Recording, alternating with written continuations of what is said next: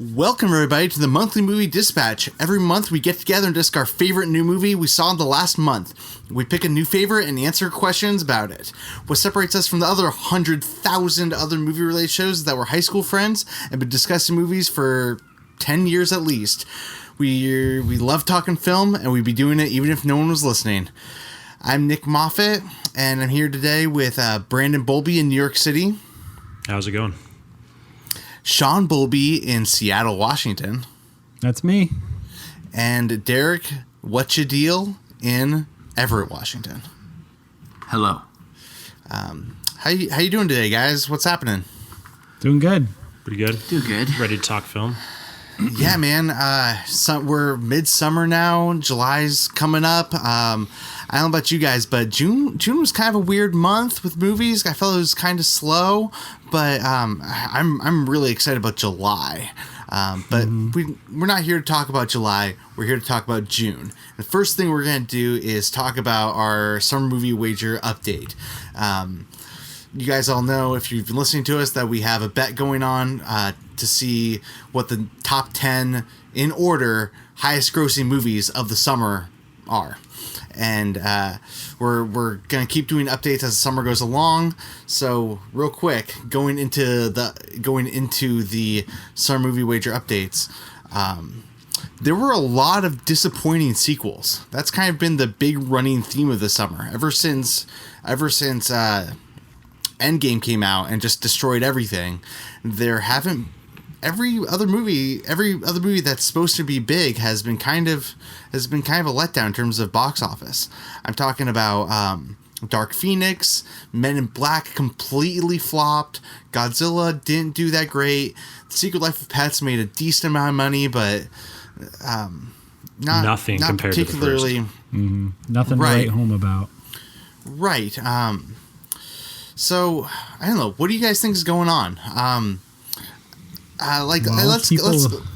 People are the words franchise. Wait, what are they? What are they saying? Franchise fatigue. I'm sure one of you said it there, but I didn't catch franchise fatigue. Yeah, franchise fatigue. That kind of seems to be what's happening. People just don't really care about. So another Men in Black movie. Maybe it's just not a safe bet. But to say like full franchise fatigue, I mean, we also have Avengers, Aladdin, John Wick, and Toy Story and Detective Pikachu, all doing pretty great. And every single one of those are franchises as well. So, I mean, I don't think franchise fatigue explains all of it. I think it's maybe just like franchise does not equal safe bet. Yeah. I mean, I agree with that. It's not... Obviously, franchises will always be making money, but it's not a guaranteed thing. The movie also has to have something else. It has to either be good or be doing something right. Yeah, I think that's go ahead, Derek. Oh, I was just going to say, I think Endgame really does have a big wake behind it, too, because obviously people saw it multiple times, and so I bet, like, the kids that are going to see it on their parents' money, going to the movie theaters, which is a lot of these movies are aimed towards younger kids. I doubt a lot of parents are like forking money out for Endgame 3 times, and then also Secret Life of Pets, and then also Godzilla, and all Yeah, they're doing Endgame, and they're saving money for Toy Story and Lion King, and I think a lot of this also has to do with, like it or not, Rotten Tomato reviews or just general consensus. Like all the movies so far in that list that you said, Nick, that have been doing bad, the general consensus is that they're bad movies. And whether we necessarily agree with them or not, I mean, we can have a different discussion about Nick, Men in Black, and me and Derek, Dark Phoenix, but all those movies that are doing bad were critically panned in different ways. Yeah. And the ones doing good were not panned. But I mean, I don't know if that's completely it though, because Aladdin is doing great. Aladdin just keeps making all the money, but that one didn't get very good reviews either. Yeah, it didn't. Pretty mixed. But it's also got like a lot of people it's carrying with it from the old Aladdin too. Yeah, and that was kind of the first big family movie that was released, so that's kind of a different audience as well, different target audience than the rest of them. I think it's going to be tough for Disney to craft one of these classic movie remakes and have it bomb. Like, I would bet none of them are going to bomb at all. Dumbo? And Aladdin's probably on the low end of... Did Dumbo bomb? Did Dumbo bomb? Yeah, Dumbo bombed. Did it? Everything I feel like we're predicting doesn't hold true with everything so far that we've said. There's no rules here. Yeah, there's no rules here. Dumbo made 114 million off of 170 million, but it did, worldwide make 350. So. Yeah, it made enough, but it wasn't impressive. Okay, well, definitely not in the United States. Let's take a couple steps back real quick and go back to what Brandon said about Rotten Tomatoes, though, because both you, Brandon, and Derek saw Dark Phoenix, and that has one of the lowest Rotten Tomatoes scores of any X-Men movie, and both you guys were pretty surprised by that because you guys liked it. Yeah. I mean, you liked it, or you just didn't think it was as bad as people made it out? I enjoyed it. Yeah. I definitely enjoyed it. There's some great and interesting craft all throughout that movie that I was loving and fully on board for. And the issues that people have with it, I definitely can see. I can see them, and they exist. But I don't know where this like full-on train wreck of a thought comes from with that movie, because I did not see that at all. Yeah. And the weird part is, like, it's low points. Like, the X-Men franchise itself has movies with far lower points, like, of these same, like, kind of things that people are pointing out that don't work about this movie. It's like there's other X-Men movies that do the same thing worse. Yeah. In fact, I'd say, like, the last Bryan Singer one, like, in every way, it was way worse than this. Right. And he got double the... Rotten Tomatoes score. Yeah, Dark Phoenix got 23% Rotten Tomatoes that for critics, and then 64 for users. So, yeah. What did highlights? Apocalypse get? What? I mean, what did Apocalypse get? I mean, that's what you're alluding to with the other Bryan Singer movie. Yeah, I feel like it's like 50. Let's see, 52%. 52%. No way. Yeah. Oh wait, sorry. Like, that 47%. So here's 47%. 47. Still. So yeah, double, more than double. Yeah. So can I say that the lowest rated X-Men movie on Rotten Tomatoes? Yeah. The closest is Origins with 37%. Yeah, that's bullshit. I mean, a couple things that stood out. For one of the first times, for some reason, you get really intricate, intense X-Men power, like intertwining action that is how you would expect a fight to go down with completely like varying powers amongst an entire group of people colliding. And the way they shoot that and film it and show all these different powers coming together is really, really amazing. And they do it on multiple occasions throughout this movie. And like you said at one point, Derek, like this is the first X-Men movie where they actually have an X-Men mission, right? Yeah. Somehow. And it's amazing. It's really good. And it's really good. The acting is some of the best in the entire X-Men series. The performances are outstanding in this film. The cinematography and editing looks great. The effects look great. All that about it was, and the dialogue is, I mean, you said this first, Eric, on your Letterboxd review, but the dialogue is different and unique, and it really works well in this film. Yeah. Yeah, I mean, this movie also has a lot of baggage with it, too, being like one of those movies that carried over to Disney after they bought Fox, and they were deciding whether or not to even release it. They refilmed the ending because apparently after they saw Captain Marvel, apparently they had very, very similar endings. And so they decided to scrap the whole ending of this movie, rewrite it, and reshoot it. Wow. And that's crazy. And what's crazy is the ending's great, too. Like, so, I don't know. It's weird. But I think a lot of that behind-the-scenes stuff affected people's opinion of the movie. Well, so for me, I've loved the X-Men movies, Yeah. since the first one. I still go back to the first one. X2, Yeah. fantastic. But then even like Days of Future Past was my favorite one. I liked how they did the reboot. For me, as someone who didn't see Dark Phoenix, there couldn't have been a more like irrelevant movie. Like I think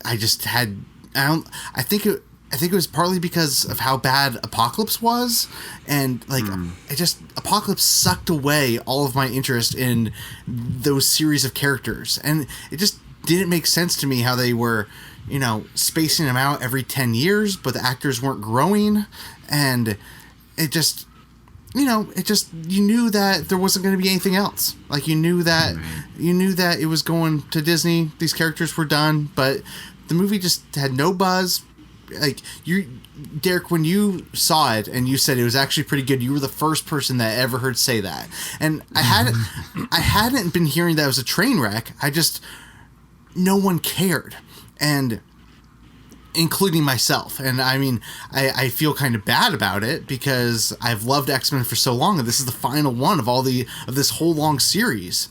But it just was like, wow, no interest. Yeah. How did that happen? I mean, do you think another part of it is also the Dark Phoenix aspect of it? In my head, that was kind of like one of the most uninteresting things they could have chosen, is like spinning that back up for the third time. I wish they had just gone in such a different direction before I saw the movie. That was one thing that turned me off.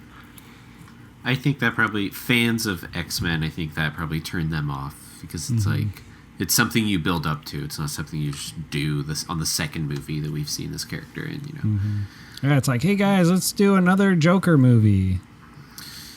Yeah, you're so done. I mean, I think there's something else going on too with film criticism these days, where people love to hate things. I mean, it's been this way for a while, but like, it's like, what I'm saying is there was not a lot of interest in the movie, but then because of that, it seemed like people were really ready to jump all over it and just to hate it, like just, this is the biggest stinker ever, and I mean, I feel like this keeps happening though. Like, I mean, Men in Black got seriously bad reviews too, and again, I think that was probably, I mean, I haven't seen Dark Phoenix, but I didn't think Men in Black was a bad movie. I didn't think it was a good movie either. I thought it was just like a fine, like it had its moments, it had some laughs, it had, some cool people in it, but it was just like, okay, well, that was a summer movie that did its thing. Okay, cool. And then I go home and see it as like the worst reviews, and it makes zero money because of it. It's just, I don't know, surprising. Were you like around 2.5-ish, like 3 with it? I gave it 3 stars because that's what I give movies that to me are just like, yeah. I wonder if part of it has to do with like people feeling almost, betrayed by it. They feel like, if you are going to reap the benefits of having a franchise movie, like have a name like Men in Black or X-Men in your title, you need to be held accountable if you don't meet certain expectations or if you don't meet a certain level of quality. But yeah, I wonder if it has something to do with that. Like if you don't reach a certain level, it's just, the gloves are coming off. Yeah, for sure. Yeah, that might be it. Like people care more once they're invested into it. I mean, I think that's partly why Aladdin's doing so well. Like, going back real quick, we were talking about Aladdin before. Aladdin just keeps making money, and it actually just popped up on the 100 highest grossing movies of all time list, and it's like number 78 now. So, I mean, I'm going to have to see it if I'm going to...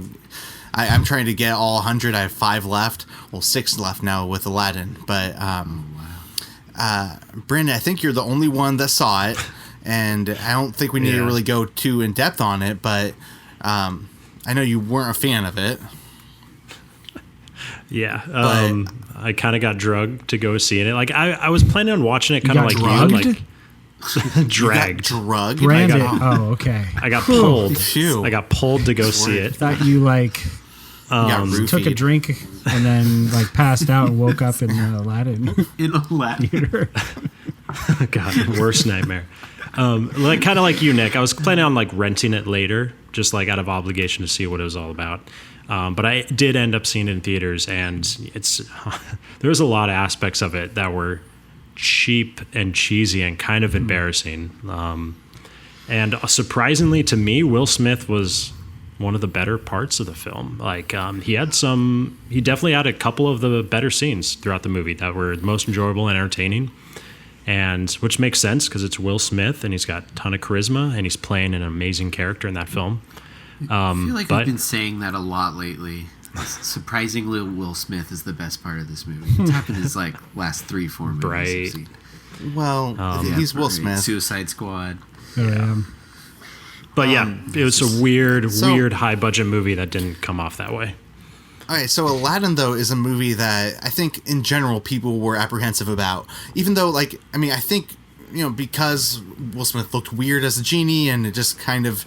I think there were a few things going against Aladdin, and then it didn't get very good reviews, and you didn't like it. But it makes me think that The Lion King is going to destroy at the box office. If Aladdin's going to do... If Aladdin's going to do pretty good, I don't see how The Lion King is not going to make, you know, twice as much. I will say Aladdin had the best reviews of these movies that we've been talking about. Out of Men in Black, Dark Phoenix, and Godzilla, all three of which bombed, and even Secret Life of Pets. Actually, I didn't look up Secret Life of Pets, but you know, we're talking in the 20s for Dark Phoenix and Men in Black, and then Aladdin got in the I think 57, 58. You guys know so that 57. Secret Life of Pets and Aladdin were both 57. Do you guys know how much the original Lion King made? No. Don't have to guess. Nearly $1 billion. Yeah. In 1995. In 1995, $1 billion. And you know how much Aladdin made in 1992? How much? About 500 million. Wow. Granted, this is worldwide, but that just kind of goes to show you the like scope of how the zeitgeist of how people remember these films. Yeah. So, you know, we're doing ours summer movie wager just in the United States, but looking at our current standings, it's pretty interesting. Like, I feel like the rest of summer, it's going to be very curious to see how this goes down. Right now, Brandon is killing it. I mean, he's in first place by a long shot, but that's not usually a good thing at this point in the summer. So Brandon has 60 points, but that's because he's got his number 10 right on with Men in Black, and he's got his number 9 with Dark Phoenix. And number 8 is Godzilla. So all three of those are not going to be on the top 10 by the end of the summer. But Brandon's the only one of us who has The Lion King at number 2. The rest of us have Toy Story 4 at number 2. And Toy Story 4 made a good amount of money, and it's probably going to have legs for the next few weeks. But I don't know. I'm pretty convinced at this point that Lion King is going to crush Toy Story. And if Lion King crushes Toy Story, that means I also lock in Toy Story 2 and as 3. well on top of you guys. Because Toy Story is going to get more than Aladdin. Yeah, that's true. So, and that gives Brandon a 6-point advantage. So that's a difference of Brandon will be getting 10 points for each of those, and we'll all be getting 7 points for each of those. But to give it a little bit of perspective, if you get rid of the 4 movies that are 6 through 10, which we all agree there's no chance that they're going to be in the virtually no chance to be in the top 10. Pets could still make it. Like Derek, Pets, that puts, if you get rid of those 4 movies, that puts Derek in the lead.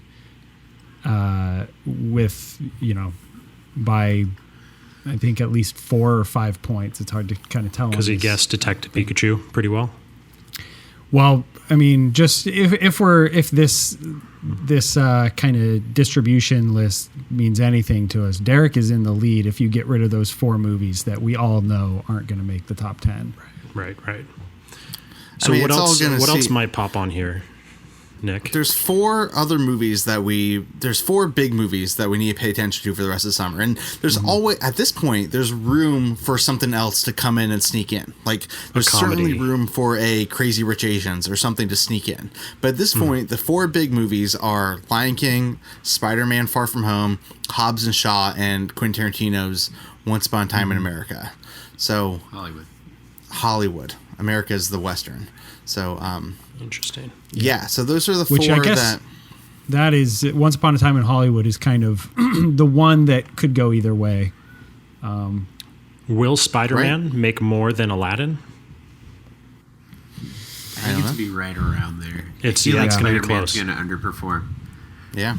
Ooh, hot take, Derek. So, well, it's just in a weird place of being post Endgame. I Yeah. don't know. Like, I love Spider-Man. I'm definitely going to see it, but like, I'm still kind of reeling from the Endgame fallout. Like, I don't know how.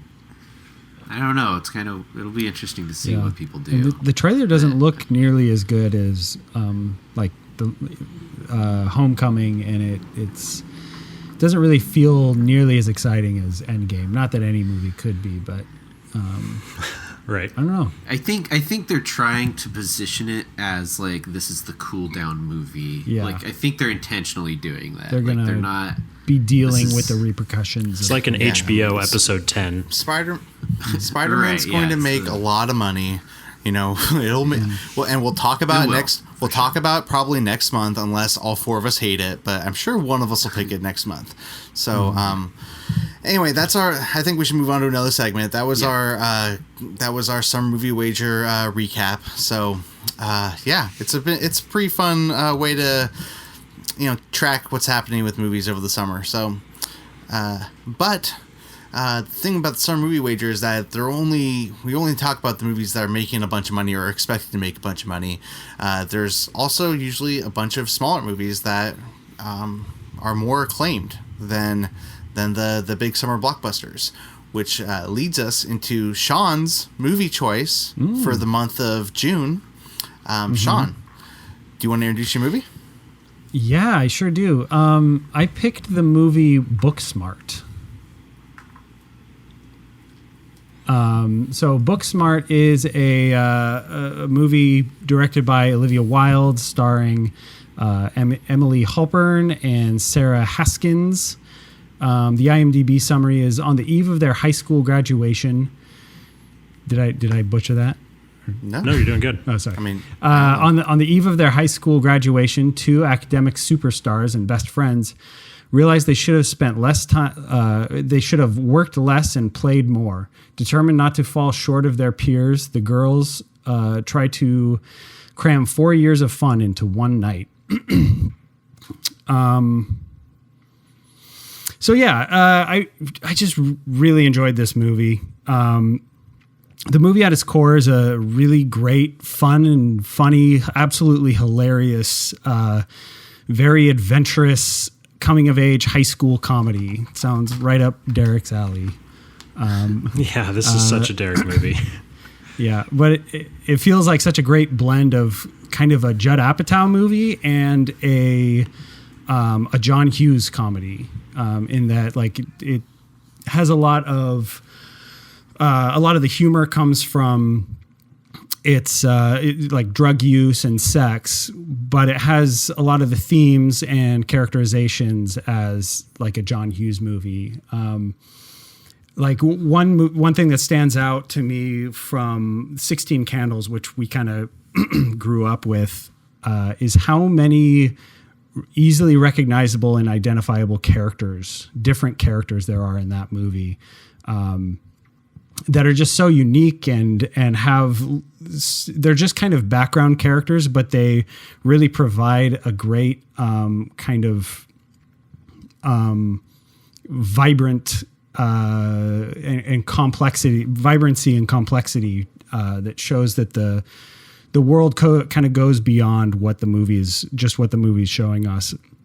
And I think this movie does the same thing Yeah, there's one character in that movie who pops up at every, like, in the movie they go to a few different parties, and there's one character who pops up at every party, and she steals the show for me at least, every time she shows up.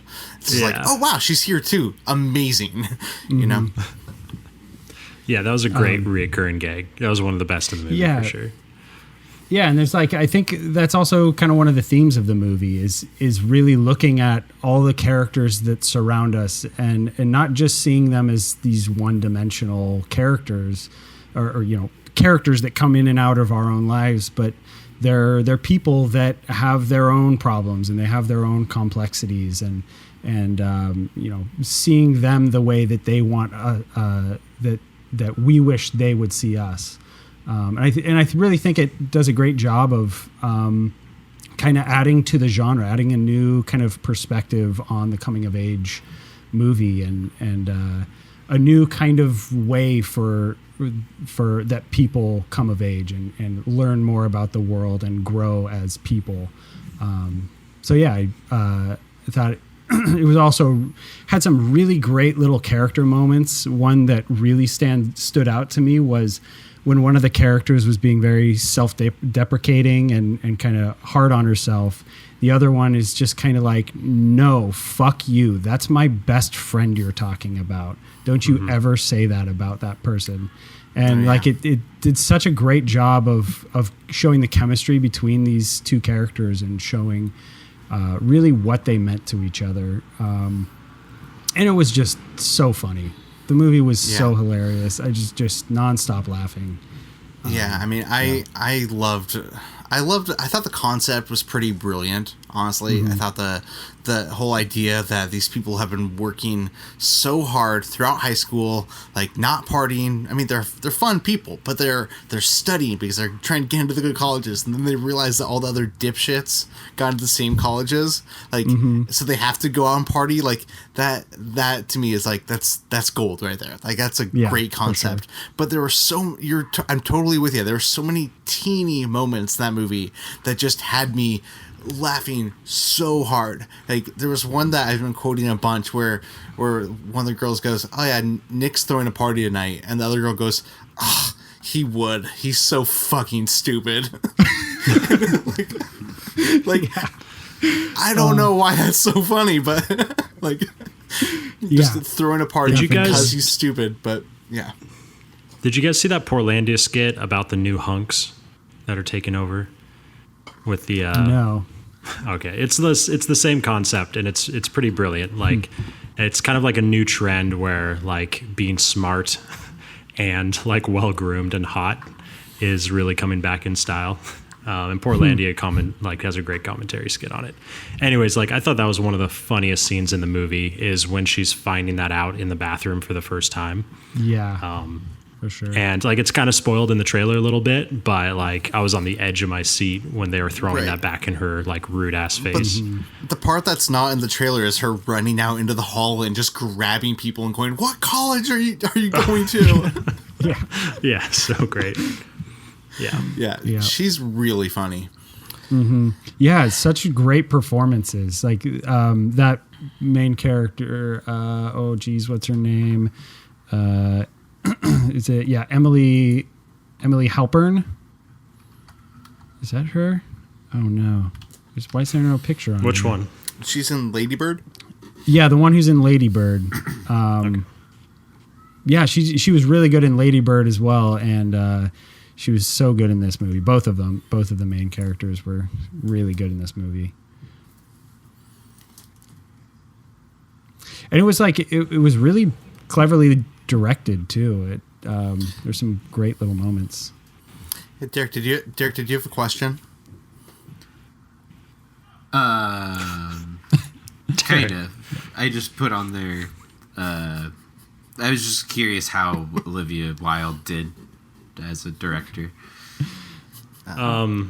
Yeah, there were some really like creative things specifically that they did that was pretty impressive. Olivia Wilde, you said, is the director? Yep. Yeah. One of the things, I guess, is more editing, but was the editing in this movie was super tight. Like straight from the beginning to the final shot, that's almost a joke in this movie. just their hard cuts that they do throughout. So like you always learn like to start late and cut early in a scene. And this movie like really used that to its advantage often, and usually like for the sake of a joke as well. And I thought that worked really well and was really impressive. Also like visually, especially in the later half of the movie, once they get to the party, there's some like outstanding looking and played out scenes. The main one is of course the underwater shots and the fight. At the party. The music, I love the Perfume Genius that comes on at that moment. That's like one of my favorite artists, and when she dives underwater, it looks so gorgeous. It was like jaw dropping. The fights and the kids turning on their cameras in the background was beautiful, and the way the like sex scene in the bathroom plays out, it was really smartly done. So I think she did a great job directing. The driving scene at the end too, where the Run the Jewels song is playing, you know, it just like it had both a really. It had both a really great soundtrack and a really good score. Yeah. Yeah, I mean, there's something about coming-of-age movies where, this was a movie about high school girls graduating and moving to a new phase of their life. It's a movie where, I'm 31 years old, and I related to it very, very much so. My dad went and saw this movie, and he really liked it. Like, I would pretty much recommend this movie for anybody, which is kind of strange because it's like, it's a movie about like high school girls, but there's something about coming of age movies where the good ones, you relate to it universally. We've been through these things. We've all come of age at certain points or another, and man, this one really, really hit it. Yeah. I like as soon as we walked out of this movie, I turned to Kelly and I was like, how old do you think you'd have to be to watch a movie like this? Like thinking of my niece and nephew, like I would love to expose them to this type of movie when they're, I guess, old enough to at least middle school. For it to be appropriate for them. But like, at least middle school. Yeah. And it's more about the themes, coming back to the themes, Brandon. There's a lot of really great ideas in this movie and a lot of like it's a really inspirational relationship that these two girls have. It's very true. It's a really close bond that very true. I think is inspiration, could be inspirational to. I mean, it's beautiful how close they are. It really is like. Sure. It's like one of those friendships that, needs to be held on to. So, anyway, I think we should move on to the next movie. I want to introduce a movie for you guys. I picked The Dead Don't Die. Pause. So, just a brief plot summary of this movie. It's the briefest of plot summaries. The peaceful town of Centerville finds itself battling a zombie horde as the dead start rising from their graves. This is the new Jim Jarmusch movie, and it stars... There's a lot of people in this movie, but basically it stars Bill Murray, Adam Driver, and Tom Waits, but also Steve Buscemi, Danny Glover, Kevin McCormick, RZA, Caleb Landry-Jones, Rosie Perez, Carol Kane, Tilda Swinton, Iggy Pop, Selena Gomez, Sturgill Simpson. Like, there's so many people in this movie. Anyway, so I'm bringing up this movie, and I feel like in the film community, it's probably a risky choice as a recommendation because it's gone pretty poor reviews. Like most people haven't really enjoyed this movie, at least from what I've seen. But I really did. I thought this movie was pretty great for what it was. And so the thing about Jim Jarmusch is that Jim Jarmusch typically makes movies that they're genre movies, but they kind of go against the genre. Only Lovers Left Alive was a vampire movie, but it didn't have any of the tropes of vampire movies. He did a samurai movie with Ghost Dog. He did a samurai movie called Ghost Dog, and it had no samurai action in it. It was mostly just him living in New York, but it was a samurai movie. He did that Johnny Depp Western called Dead Man, and it was hardly a Western, but he kind of takes these genres and then just kind of plays into them, but kind of strips everything out of them. That being said, this was very much a zombie movie, but it was what I kind of would expect as a Jim Jarmusch zombie movie. Basically, if you've seen Patterson, another one of his movies, or Coffee and Cigarettes, he likes to have characters just kind of hang around. And this is not an art movie like Patterson. Patterson was my number one movie like 3 years ago. It's not an art movie like that. This is a ridiculous, dry comedy. You get to know all of these characters in Centralville as they just live their normal lives and just do completely normal things. And then a zombie outbreak happens, and it's dry, but like just very goofy and strange. And for me, it created this interesting tone because I really enjoyed, like, as I do all Jim Jarmusch movies, I enjoyed just hanging around with these people, and then they turn into zombies, and then you keep just kind of hanging around with them, and it's very funny, but it's kind of all over the place. Like, it has some like meta commentary. Like, there's a point where they turn on the radio, and Adam Driver, it's the Sturgill Simpson song, "The Dead Don't Die," and Bill Murray kind of looks at it, he goes, why does this song sound so familiar? And Adam Driver goes, well, it's the theme song. It's the theme song of the movie. So like it's like it's got this whole weird vibe to it where maybe the characters know that they're in a movie, but also it doesn't fully really acknowledge it, and it's silly because of that. But in my opinion, it stays true to itself. Like the tone that it creates, it's consistent for that tone. And I don't know, I loved it for it. There's one other scene I want to tell you guys about where it's the first outbreak in the movie, pretty much. So like these characters are hanging out the diner, and these two women are working there, and Danny Glover's hanging out with them, and you spend like 15 minutes like hanging out with them, and you get to know them. And then Danny Glover leaves and he goes home, and then the two zombies walk in, and one of them is Iggy Pop, and they're zombies. They like attack these women and just brutally kill them. The gore is flying everywhere. Their guts are just hanging out. And then Iggy Pop walks over and starts drinking coffee. He grabs the coffee cup and he's going, coffee. He's like dumping the coffee on his head as he's a zombie.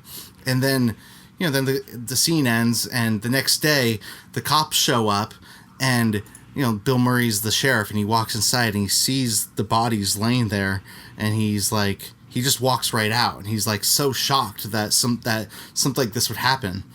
And Danny Glover's standing outside, and he's like, "What, do you think that was a wild animal, or several wild animals?" And each cop then, like the Adam Driver shows up, he's another cop. He shows up and he walks inside and he does the same thing. He just looks at the bodies and turns back around. He goes, "Oh my God. Well, you think that was a wild animal, or several wild animals?"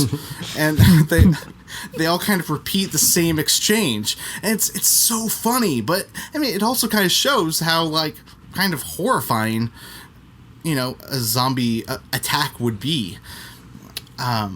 Anyway, it's over the top. It's ridiculous. It's very strange, but I don't know. I loved it for it. And I just kind of wanted to bring it up because I really loved it, and I know it's not for everybody because it's not getting great reviews, but also like I don't know. I feel like Jim Jarmusch movies aren't for everybody, so I don't know.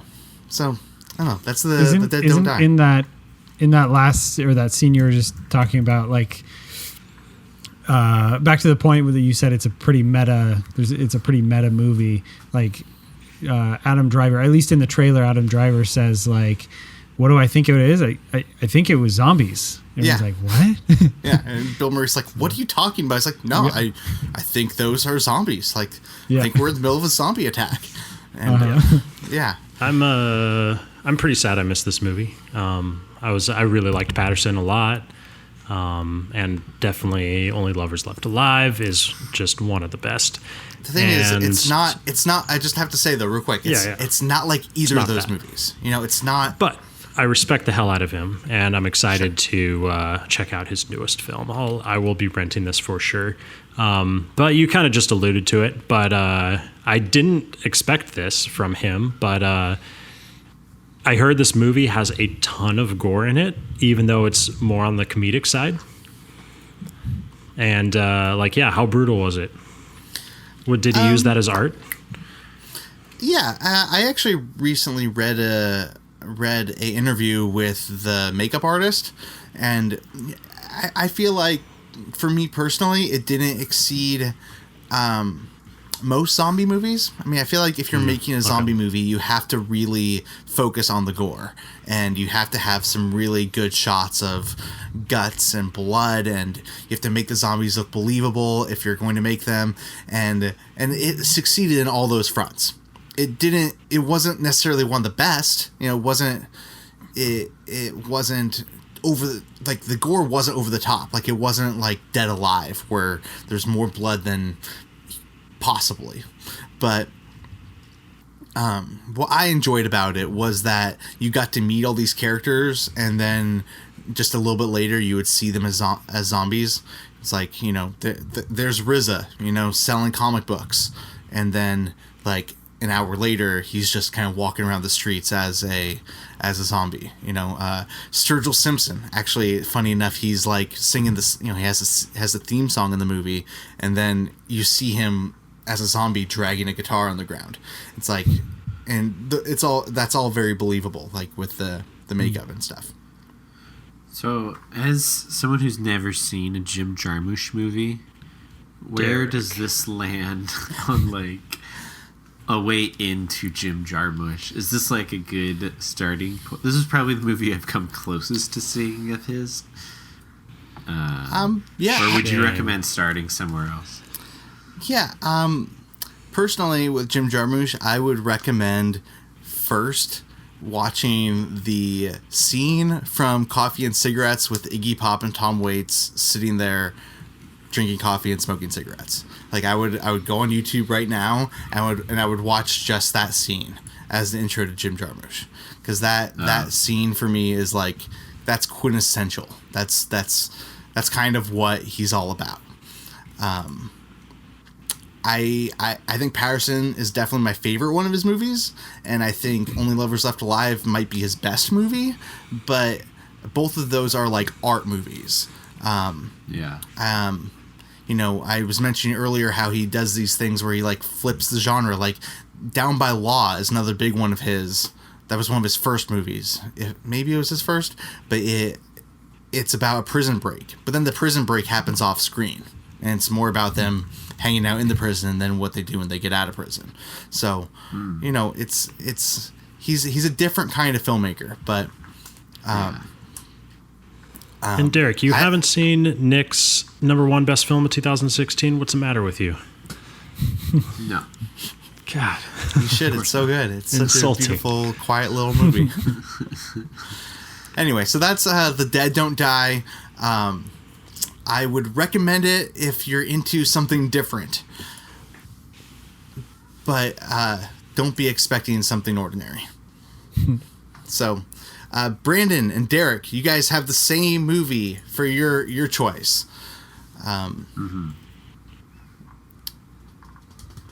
Who wants to Yes. take the lead on introducing it?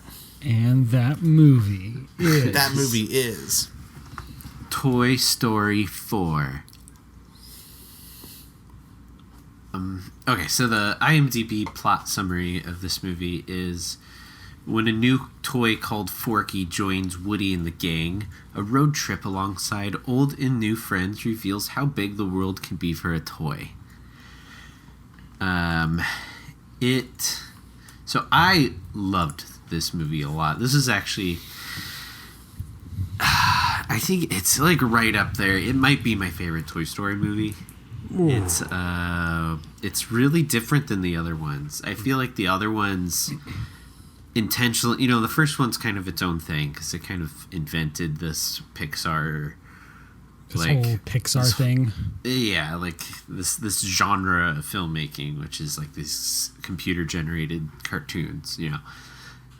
So it's kind of its own thing. But specifically Toy Story 2 and 3, I've always felt like they've always felt like kind of blockbustery animated movies. They both start out with like these cool action type scenes, and their stories are always big and exciting, even if they keep them pretty personal, as Pixar always tends to do. But this movie, I feel like, kind of goes a different way, and it is kind of big. It's got like, it is kind of a road trippy type movie, but I feel like the scale of it is, I want to say it feels smaller. It feels like a more tight-knit, like internalized kind of movie. But when I actually think about like the scenes and stuff, it is pretty grand still.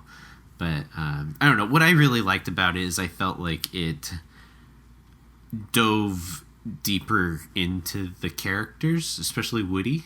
It's mostly about Woody. There's not a lot of Buzz Lightyear and not a whole lot of the other fan favorites from the series, but I think a lot of that maybe goes to having I think it's a first time director making this movie, Josh Cooley, and I think he long-term writer, like first time director.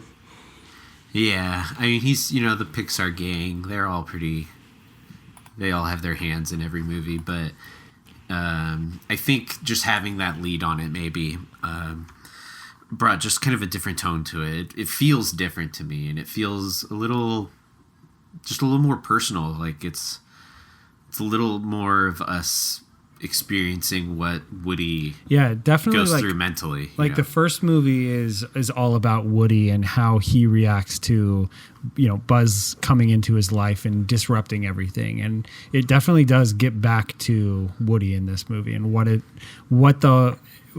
all means to Woody. Like where does he go? Where does his character go from where we left off in the third movie? Yeah. I think, and it definitely explores like the concept of what is like not that this is like anything that matters in real life really, but like what it means to be a character in the Toy Story movies. Mm-hmm. Like, because there's no real way for us to access like that mindset of a toy feeling responsibility of a child, but But this movie does a very good job at doing that, of trying to get us into like that mindset. It's kind of a weird place for the movie to go, but I feel like that's what the whole movie's really about. It's all about understanding Woody's perspective, and then Woody understanding like what that means. Like if that's his perspective and that's how he feels about the world and his role in like children's lives and stuff, then it's like him coming to realization of what that means for him and where he needs to go. And that's like it's a really complicated and personal direction for them to take a movie like this. And after Toy Story 3, which I thought was incredible, I wasn't super excited for a Toy Story 4, but doing that with Toy Story 4 is like exactly what I needed to get excited about it. So yeah, and what they needed to do, look more inwards as the movies kept expanding.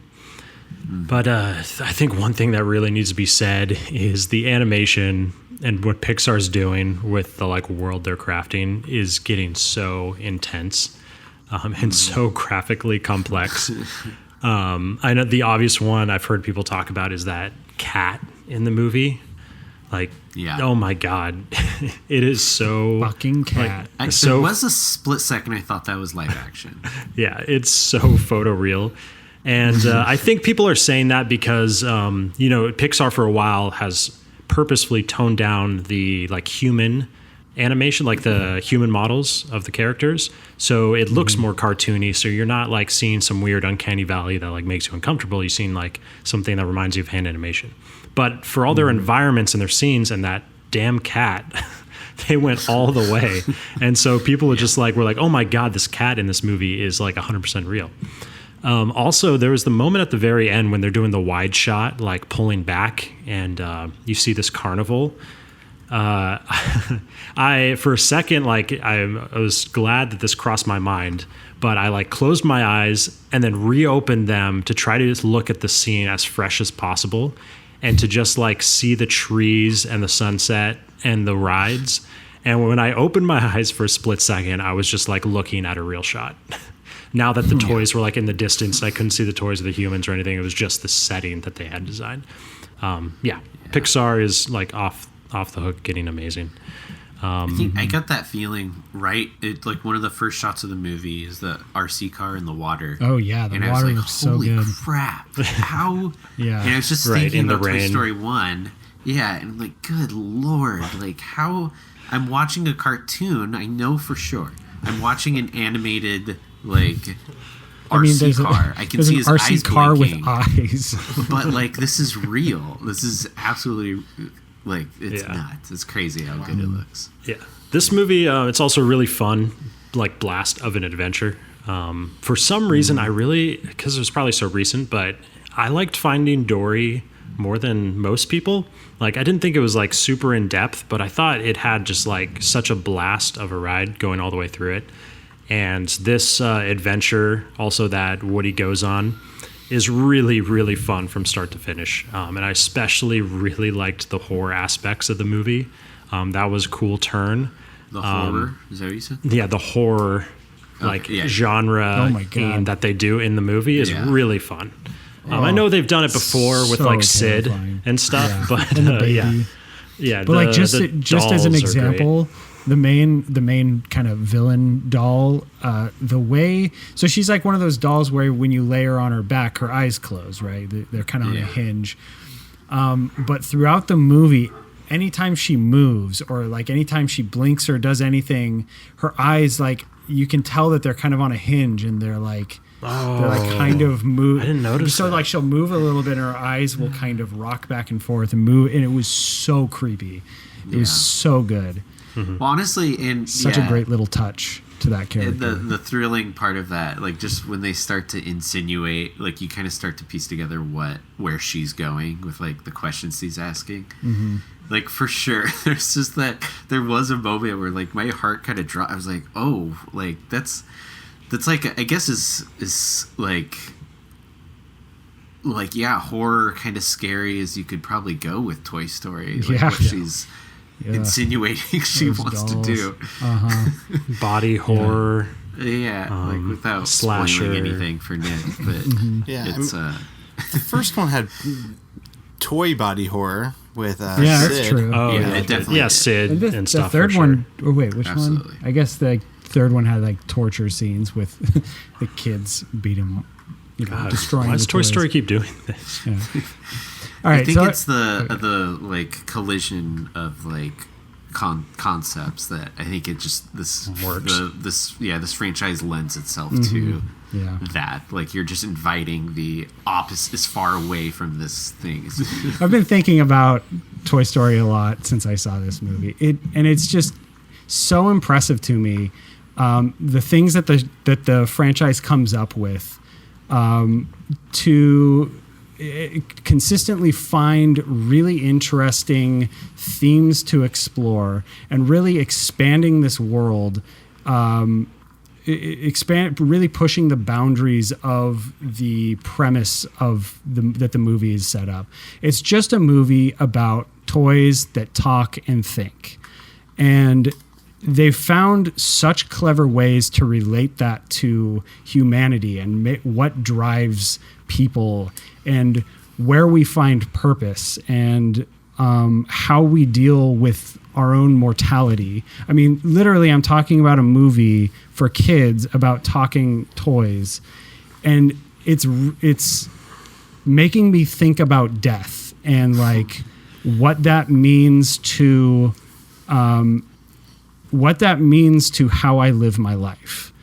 And I think this movie, yet again, finds a really interesting way to explore new themes that the franchise hasn't explored yet. Just for example, with Forky, like a new so not only does it really push the boundaries of the premise by introducing Forky as a creation of this little girl. He's a spork with a popsicle stick stuck to him and that wire brush thing, craft thing, and he is all of a sudden has consciousness because of that. And it's just like perspective. Yeah, because of her perspective. And it's like consciousness is born out of this. And but what does that mean to, like, where would something like that find purpose? And not only do they find such funny ways, oh my God, I was laughing so hard at that that scene when he comes alive and he's just trash. He just wants to be trash.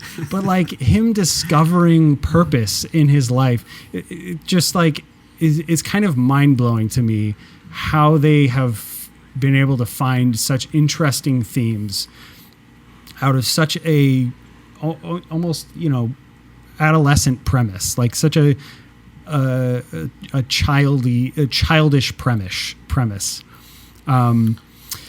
And that's kind of made me think about the series as a whole and really looking at the previous movies and being so impressed with how they've been able to do that repeatedly. So I've just kind of wanted to ask you guys, like, are there any ideas or themes that have really resonated with you throughout the series? Sean, that's so true what you're saying. And it's really, I mean, at the end of the day, is Toy Story like one of the most philosophical like franchises of all time?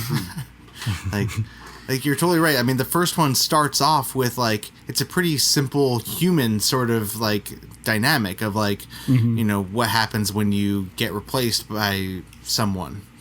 But the second one is also like, what if you could be doing something bigger or quote unquote more important? The third one is all about like growing up and things being the world changing and them not being necessarily relevant in that world anymore, and facing death. Yeah, and like facing your own mortality. Yeah, that's what the third one's about. And then, I mean, I haven't seen the fourth one, but it's like even the second one does. I sent you guys that video and that text earlier today about Jessie's song, and yeah, that seems I really good. think that, I mean, that movie is about her dealing with like the death of a child. Like, I mean, you can very easily relate that to a parent losing a child, and it's like it's mind blowing to me that all this is in these little kid movies, and Pixar's done it with other movies as well. But like as a franchise, I think that's probably one of the core concepts, like the thing that drives Pixar to success every time is that I think all of these kids animated movies all come from like deep places like that, like all the ones that tend to be really good, and that are looked at as classics. I think that's where they've got to all come from there, and I think that's why they all resonate so powerfully and work so well as movies. Just you like explaining that, like I didn't even look at it like that, like Toy Story 4, but now that you're like mentioning it, all this stuff's rushing into my head, and like I do remember feeling just watching Toy Story 4 like really proud of Woody, like in like towards the beginning of the movie when like he immediately accepts Forky as a toy. He knows like what a toy is, and like his dedication to like making sure the importance of a toy, like to his, like the whole movie is kind of revolves around him and his obsession with toys. All toys are, it's kind of like all toys are created equal, like really, because it's like the whole point is he's literally trash that she just threw together with a couple little things, but it's like his whole drive throughout the movie is making sure that nobody looks at even this little piece of trash as anything less than what everyone else is, you know. Yeah. And another one just like actually popped in my head. Like I think throughout the whole series, the trash has been kind of a metaphor for death. Like what is death for a toy? It's being, you know, broken and then thrown away in the trash and then dying essentially. Yeah. And that's death to these toys. And then like this idea that Forky is like comes from trash and then to trash he will return type thing. Like I don't know. Maybe I'm going off the deep end here. The third one, the same thing. They were in the third one. They were at the dump, you know, about to go into the incinerator, and accepting their death, and like, but as long as they're together, like, that's how they want to go, you know. It's crack. So sad. Well, and I don't think it's a spoiler, like, that's in the trailers. Bo Peep's in this movie. Right? I hope that's not a spoiler. Yeah, she's in the first scene. Well, in the third movie, they insinuate that something happened to her, like either she died or something, or we don't really know. And I think her, like, the concept of her story in this movie plays to what you're saying about trash too.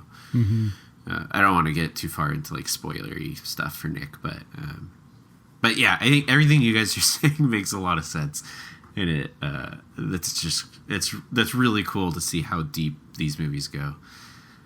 They really are. It may be the best like children's franchise in existence. Oh, it might be the best franchise in general. I mean, they're the lowest rated is actually tied. 3 and 4 are tied at 98%, with 1 and 2 still having 100% on Rotten Tomatoes. It's such an interesting franchise because I feel like there's absolutely no wrong ranking with it, at least.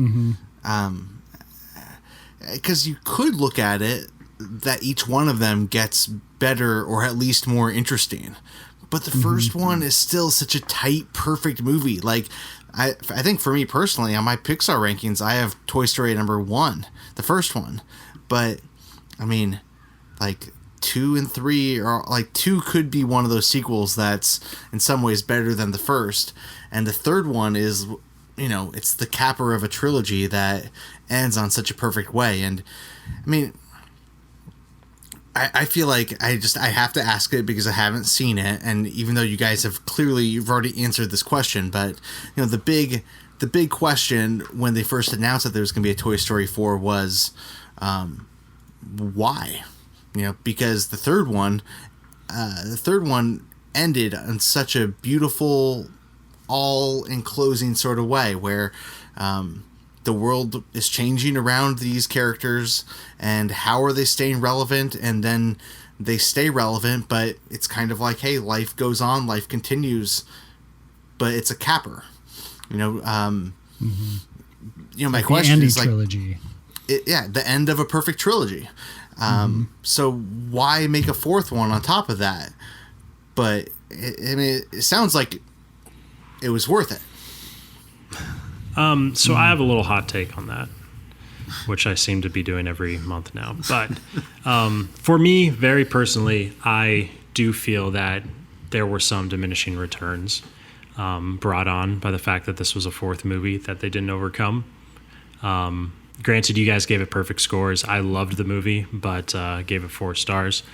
But yeah, I think a lot of that comes from the fact that this is kind of like a road trip tangent of a film, and like it's less of like a direct sequel carrying on things that had happened before, and more of a movie that like creates its own problems for its characters that they have to solve within the confines of this own film. what's the word for the thing you like chase? Is that MacGuffin? MacGuffin. Yeah. Just like MacGuffin left and right. We gotta find this. We gotta get here. We gotta keep this person like alive and till we reach the end of this journey. And it's like this whole movie's a MacGuffin. And honestly, Pixar does that a lot, and they do it really well. The adventure that these characters go on within the MacGuffin is always fun in all their movies. But yeah, so to me, MacGuffin, right?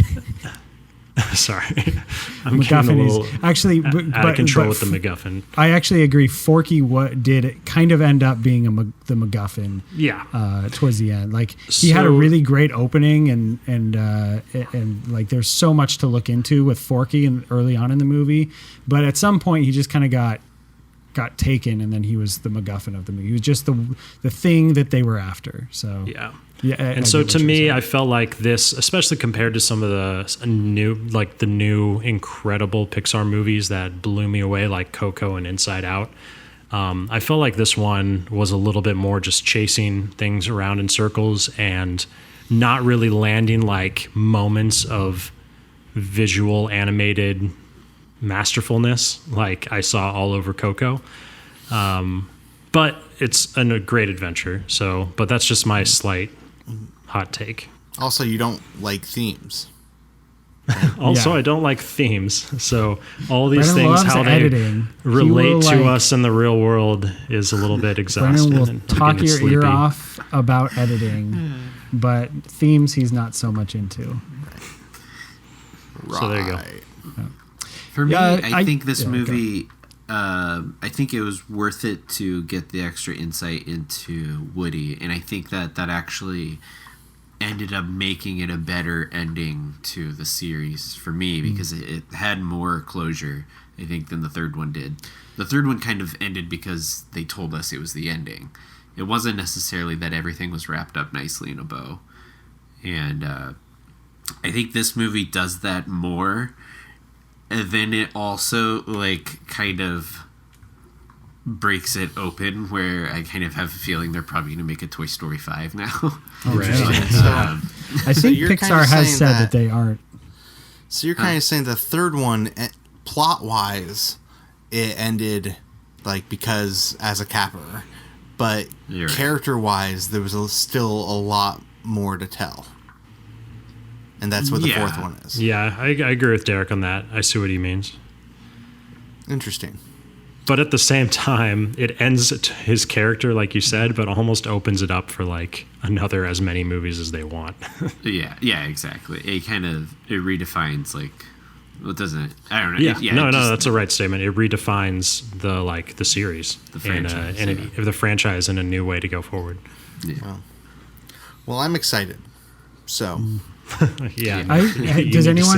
Has anyone else heard this? I believe I heard that this is the last. Actually, I heard that this is the last sequel that Toy Story or that Pixar is going to be doing, at least for the foreseeable.